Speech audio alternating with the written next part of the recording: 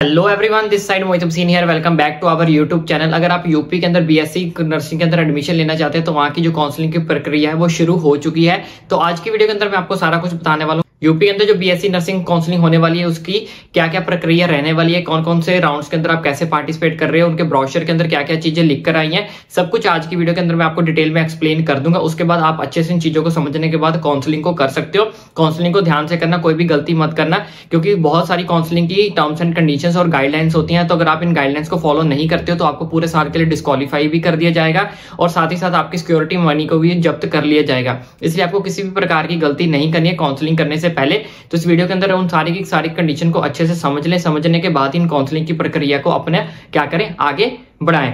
तो सबसे पहले मैं आपको बता देता हूं इस वीडियो के अंदर हम किस किस के बारे में बात करेंगे। राउंड 1 के बारे में डिस्कस करेंगे कि आपका राउंड 1 कब से कब तक होने वाला है। राउंड 2 के बारे में बात करेंगे, फिर मॉपअप राउंड के अंदर बात करेंगे और क्या रजिस्ट्रेशन फी आपकी रहने वाली है। डॉक्यूमेंट्स के बारे में बात करेंगे और साथ ही साथ इनके टर्म्स एंड कंडीशंस के बारे में बात करेंगे जो यूपी बीएससी नर्सिंग के लिए जो निकलकर सामने आई है ब्रोशर के अंदर। सारी की सारी चीजें मैं आपको डिटेल में एक्सप्लेन कर दूंगा। तो चलिए फटाफट मैं सारी की सारी चीजों को आपको अच्छे से एक्सप्लेन कर देता हूँ।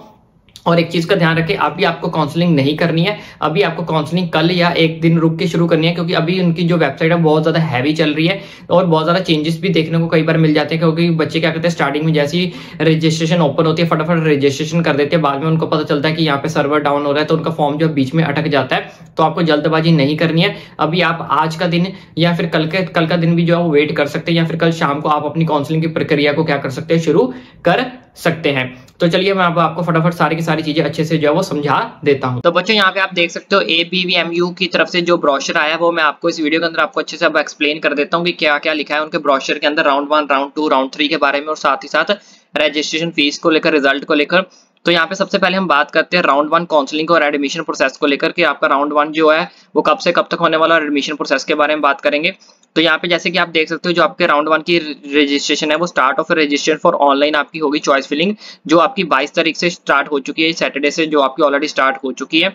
और ये कब तक चलेगी, ये आपकी 27 तारीख तक चलेगी, थर्सडे रात 11:59 PM, यानी कि 12 बजने से 1 मिनट पहले तक आपकी जो है वो रजिस्ट्रेशन क्या करेगी, चलेगी। उसके बाद आपकी जो सीट एलोकेशन की कौन से बच्चे को कौन कौन सी सीट मिली है वो आपको 30 तारीख को पता चल जाएगा, यानी कि 30 तारीख संडे को आपको जो है वो अनाउंस कर दिया जाएगा इनकी तरफ से। उसके बाद आपको सीट एक्सेप्ट करने के लिए जो टाइम दिया जाएगा वो आपको रिपोर्ट करना पड़ेगा कॉलेज में कि आपको उस जो सीट आपको वो मिली गई है, क्या आप उस सीट पे खुश हो, सेटिस्फेक्शन हो, क्या आप उस कॉलेज के अंदर एडमिशन लेना चाहते हो या फिर एडमिशन नहीं लेना चाहते। तो इसके लिए आपको जो टाइम है वो डिसीजन दिया जाएगा कब से कब तक। तो यहाँ पे आप देख सकते हो 1 तारीख से लेके 8 तारीख तक आपको जो है वो टाइम दिया जाएगा।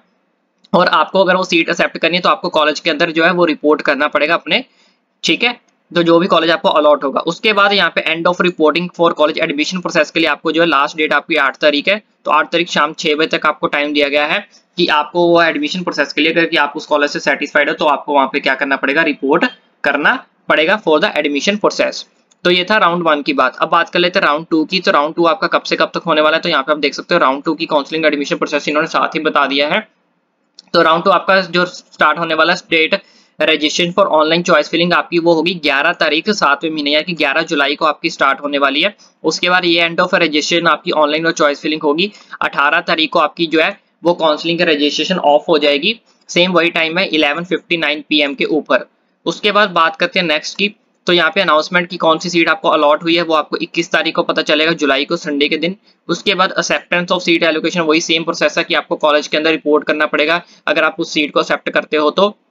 उसके लिए आपको 22 तारीख से 29 तारीख का टाइम दिया गया है, मंडे टू मंडे, ठीक है। उसके बाद एंड ऑफ रिपोर्टिंग आपका 6 बजे तक आप रिपोर्ट कर सकते हो 29 तारीख को। उसके बाद आप रिपोर्ट जो है वो नहीं कर सकते। ये आपका सेकंड राउंड का जो है वो प्रोसेस था। अब बात कर लेते हैं नेक्स्ट प्रोसेस की। नेक्स्ट प्रोसेस यहाँ पे हमारे पास इन्होंने दिया मॉपअप राउंड को भी बताया है, काउंसलिंग प्रोसेस, एडमिशन प्रोसेस। बच्चे mop up round of counselling admission process करना चाहते हैं तो इनका यहाँ पे बोला गया है display of seat matrix mop up round. Display मतलब कितनी सीट्स वेकेंट बची हैं उसके बारे में बताया जाएगा। कब बताया जाएगा, 31 तारीख को बताया जाएगा कि राउंड 1 और राउंड 2 कंप्लीट होने के बाद कितनी सीट्स इनके पास जो वेकेंट बची हैं। उसके बाद start of registration from seat online candidate round 1 and round 2 allotted. तो जो बच्चे अपनी रजिस्ट्रेशन करना चाहते हैं, रेजिग्नेशन करना चाहते हैं, सॉरी, जो बच्चे अपनी स्टार्ट और रेजिग्नेशन जिन्होंने दिया होगा फ्रॉम सीट ऑनलाइन, जिनको मतलब सीट राउंड 1 की सीट भी पसंद नहीं आई, राउंड 2 की सीट भी पसंद नहीं आई, तो वो राउंड 3 के अंदर मॉपअप राउंड के अंदर पार्टिसिपेट करना चाहते हैं वो लॉग इन करके 31 तारीख को जो है 10 बजे उनकी जो है वो स्टार्ट हो जाएगी। उसके बाद उनकी जो रेजिग्नेशन है सीट की ऑनलाइन कैंडिडेट की राउंड 1 राउंड 2 की, वो कब तक चलेगी, 5 तारीख तक चलेगी। मतलब 5 तारीख तक आप जो है डिसाइड करके इसके अंदर अपना लॉगिन वगैरह रजिस्ट्रेशन जो है वो कर सकते हो। उसके बाद यहाँ पे आएगा display of post resignation seat matrix start हो, जिसकी काउंसलिंग चॉइस फिलिंग आपकी हो जाएगी फिर दोबारा से 7 तारीख को आपकी चॉइस फिलिंग स्टार्ट होगी। उसके बाद कब तक आप चॉइस फिलिंग कर सकते हो, आपको 12 तारीख तक का समय दिया गया है, वही 11:59 PM तक आप अपनी दोबारा से चॉइस फिलिंग जो है वो कर सकते हो काउंसलिंग प्रोसेस के अंदर। यानी कि जो बच्चे बचे हुए हैं सीट लेने के लिए, या फिर जिन बच्चों को राउंड 1 और राउंड 2 के अंदर सीट नहीं मिली है वो बच्चे, या फिर जो बच्चे राउंड 1 राउंड 2 के अंदर भी सीट नहीं लेना चाहते वो बच्चे। उसके बाद अनाउंसमेंट ऑफ सीट एलोकेशन की कब कौन कौन सी सीट अलॉट हुई, अनाउंसमेंट होगी उसकी 16 तारीख को। उसके बाद एक्सेप्टेंस ऑफ सीट की आपको एडमिशन प्रोसेस के लिए आगे रिपोर्टिंग करनी पड़ेगी, कब से कब तक, 16 तारीख से 21 तारीख का आपको जो वो टाइम दिया गया है। 21 तारीख आपकी लास्ट डेट होगी, कब तक, शाम वही 6 बजे तक आप जो वो कॉलेज के अंदर रिपोर्ट कर सकते हो। आफ्टर दैट इन्होंने क्या क्या बोला है वो भी मैं आपको अच्छे से बता देता हूँ। तो यहाँ पे इन्होंने लिख दिया कि आपका जो एकेडमिक सेशन है वो 1 अगस्त 2024 से जो वो स्टार्ट हो जाएगा। उसके बाद इन्होंने लिखा है कि स्ट्रे वैकेंसी राउंड भी आपका हो सकता है अगर मॉपअप राउंड के अंदर सीट्स बचती हैं तो, ठीक है। तो लेकिन मैं आपको यही सजेस्ट करूंगा कि आप स्ट्रे वैकेंसी राउंड का वेट ना करें, अपना राउंड 1 राउंड 3 मॉपअप राउंड के अंदर ही अपनी सीट्स को क्या कर लें, कंफर्म्ड कर लें। उसके बाद वेबसाइट दी हुई, ईमेल दी हुई है इन्होंने जहाँ पे आप कर सकते हो। यहाँ पे एक हेल्पलाइन नंबर दिया है अगर आपको कोई दिक्कत परेशानी आती है। उसके बाद यहाँ पे इन्होंने कुछ लिखा हुआ है, ठीक है, कॉमन नर्सिंग एंट्रेंस टेस्ट के बारे में कुछ लिखा हुआ है, वो हमारे सब यहाँ पे काम का नहीं। बट ये देखो आप यहाँ पे कौन से government and private nursing college affiliated है ABMU यूपी के द्वारा। तो ये सारे कॉलेजेस है जिसके अगर आप एडमिशन लेना चाहते हो तो ये सारे इन्होंने बोला कि एफिलेटेड है गवर्नमेंट प्राइवेट कॉलेजेस। और मिनिमम एज जो है यहाँ पे लिखा है एडमिशन के लिए आपकी 17 साल तक होनी चाहिए यार, और बिफोर 31 दिसंबर 2024 से पहले पहले आपकी जो एज है वो 17 साल हो जानी चाहिए। उसके बाद यहाँ पे इन्होंने लिखा है क्वालिफिकेशन, तो आपके पास फिजिक्स केमिस्ट्री बायोलॉजी PCB होना चाहिए और 45% आपके मार्क्स जो है वो होने चाहिए। और as pass in English individual from and recognise, साथ में आपने इंग्लिश को भी क्लियर पास किया होना चाहिए, ठीक है। तो उसके बाद अगर आप अदर कैंडिडेट से हो जैसे SC ST OBC से हो तो सेम आपका फिजिक्स केमिस्ट्री और बायोलॉजी होनी चाहिए। उसके बाद आपके पास 40% instead of 45% for general category candidates, तो आपके पास इतने इतने मार्क्स जो वो आपके पास होने कंपलसरी चाहिए सब चीजों को मिलाकर, यानी कि फिजिक्स केमिस्ट्री और बायोलॉजी को मिलाकर। और इंग्लिश आपकी कंपलसरी होनी चाहिए सब्जेक्ट, किसके अंदर, 12th के अंदर, +2 के अंदर, अगर आप एडमिशन लेना चाहते हो BSc नर्सिंग के अंदर। उसके बाद आपका जो अदर बोर्ड से भी हो, ओपन बोर्ड से हो, NIS बोर्ड से, सारे के सारे यहाँ पे क्या कर सकते हो, अप्लाई कर सकते हो, इसमें कोई दिक्कत परेशानी वाली बात नहीं है।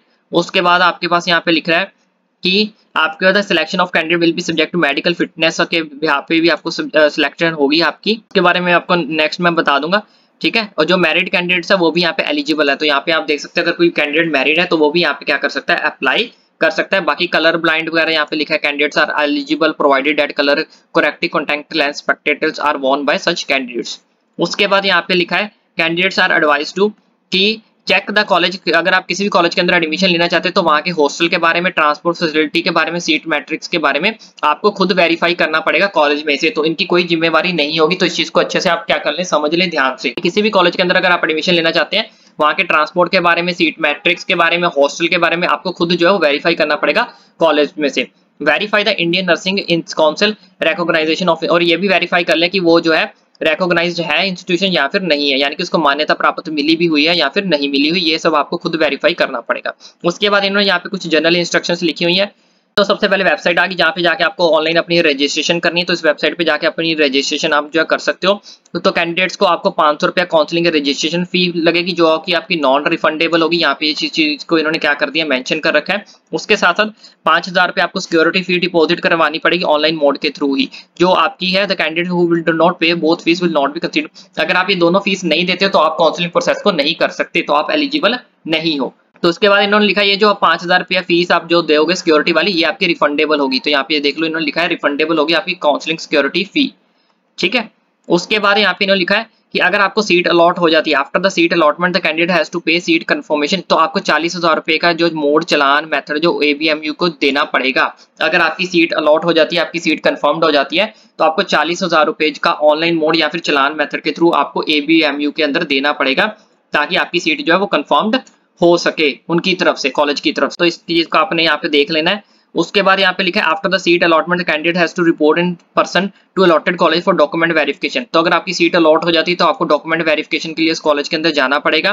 और टू डिपॉजिट एडमिशन एडमिनिस्ट्रेटर 2000 रुपया in the college to complete the admission process, और साथ में 2000 रुपया देना पड़ेगा अपने एडमिशन प्रोसेस को कंप्लीट करवाने के लिए। नेक्स्ट इन्होंने यहाँ पे लिखा है कि अगर आप कॉलेज के अंदर रिपोर्ट नहीं करते हो, अलॉटेड कॉलेज जो कॉलेज आपको अलॉट हुआ है उस डेट, जो आपको डेट मैंने अभी ऊपर बताया कि इस तारीख से इस तारीख तक आपको कॉलेज के अंदर रिपोर्ट करना पड़ेगा अगर आपको कॉलेज मिल जाता है तो।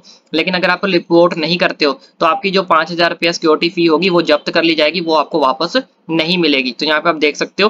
बाकी इन्होंने यहाँ पे लिखा है it is responsibility of the candidate to carry the original certificates, और साथ में सेल्फ टेस्टेड कॉपी आपके डॉक्यूमेंट्स के पास होनी चाहिए, यानी कि आपके पास ओरिजिनल भी होने चाहिए और सेल्फ टेस्टेड कॉपी सारे डॉक्यूमेंट्स की होनी चाहिए।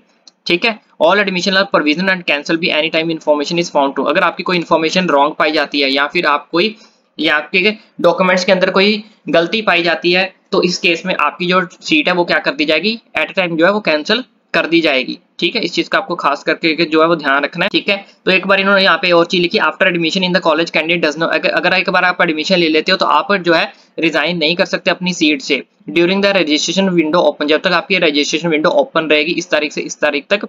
ठीक है, तो सीट कंफर्मेशन के लिए आपको जो 40,000 रुपया आएगा वो काउंसलिंग फीस आपको 5000 विल बी फॉरवर्डेड। तो आपका जो 40,000 रुपया जमा करवाया था वो भी आपका, और जो 5000 रुपया जमा करवाया था पहले सिक्योरिटी फी, वो भी सब कुछ आपका जब्त कर लिया जाएगा अगर आप सीट लेने के बाद अपनी सीट को जो है वो छोड़ दोगे। ठीक है, रिजाइन कर दोगे अपनी सीट से। उसके बाद इन्होंने लिखा है after the seat allotment in mop up round if candidate is not taking admission in allotted till the date reporting in the college allotted seat and security fee will be forwarded. अगर आप वॉपअप round के अंदर, last round के अंदर आपको seat अगर आप allot हो जाती है तो वो सीट आपको लेनी ही पड़ेगी। अगर वो सीट आप नहीं लेते हो, ठीक है, is not taking admission in allotted college till the last date of reporting, तो आपका 5000 रुपया और 40,000 रुपया वो आपका क्या कर लिया जाएगा, जब्त कर लिया जाएगा। किस राउंड में, मॉपअप राउंड में, जिस after the seat allotment and accepted mop up round, mop up round में जो आपको सीट मिलेगी वो आपको हर हालत में एक्सेप्ट करनी ही पड़ेगी। उसके बाद यहाँ पे लिखा है original certificates are will be submit only to start of the academic session, तो आपके जो ओरिजिनल सबमिट सर्टिफिकेट्स होंगे आर टू बी सबमिट, आपको तो सबमिट करने जब आपका एकेडमिक सेशन स्टार्ट